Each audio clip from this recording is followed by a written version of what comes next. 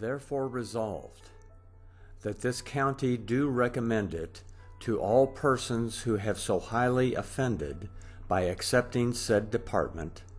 and have not already publicly resigned their seats at the council board, to make public resignations of their places at said board on or before the 20th day of this instant September, and that all persons neglecting so to do shall, from and after that day, be considered by this county as obstinate and incorrigible enemies to this colony. 9.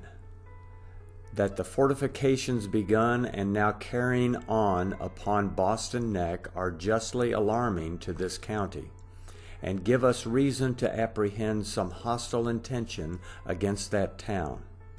more especially as the Commander-in-Chief has in a very extraordinary manner removed the powder from the magazine at Charleston,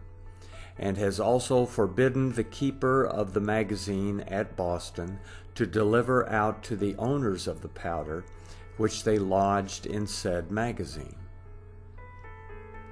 10. That the late Act of Parliament for establishing the Roman Catholic religion and the French laws in that extensive country now called Canada is dangerous in an extreme degree to the Protestant religion and to the civil rights and liberties of all America, and therefore, as men and Protestant Christians, we are indispensably obliged to take all proper measures for our security. 11. That whereas our enemies have flattered themselves that they shall make an easy prey of this numerous, brave, and hardy people, from an apprehension that they are unacquainted with military discipline, we therefore, for the honor, defense, and security of this county and province, advise, as it has been recommended, to take away all commissions from the officers of the militia, that those who now hold commissions, or such other persons, be elected in each town as officers in the militia, as shall be judged of sufficient capacity for that purpose, and who have evidenced themselves the inflexible friends to the rights of the people, and that the inhabitants of those towns and districts who are qualified do use their utmost diligence to acquaint themselves with the art of war as soon as possible, and do for that purpose appear under arms at least once every week. 12. That during the present hostile appearances on the part of Great Britain, notwithstanding the many insults and oppressions which we must sensibly resent, yet nevertheless, from our affection to His Majesty, which we have at all times evidenced, we are determined to act merely upon the defensive, so long as such conduct may be vindicated by reason and the principles of self-preservation, but no longer. 13. That as we understand it has been in contemplation to apprehend sundry persons of this county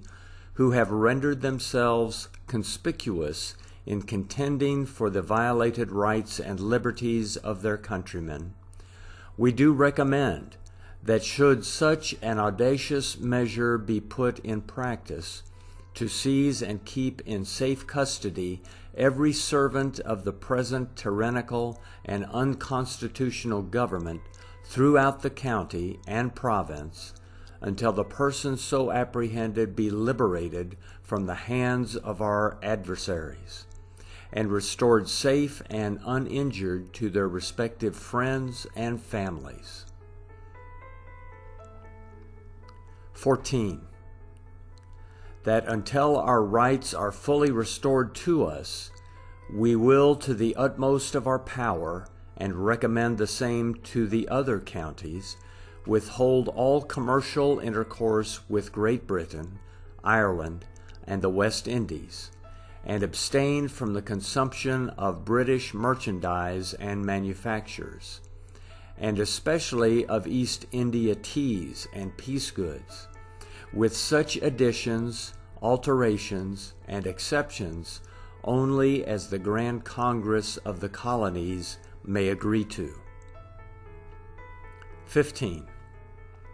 That under our present circumstances it is incumbent on us to encourage arts and manufactures amongst us by all means in our power,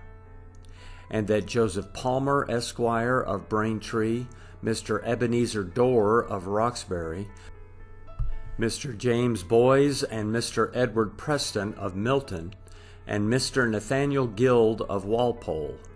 be and hereby are appointed a committee to consider of the best ways and means to promote and establish the same, and report to this convention as soon as may be.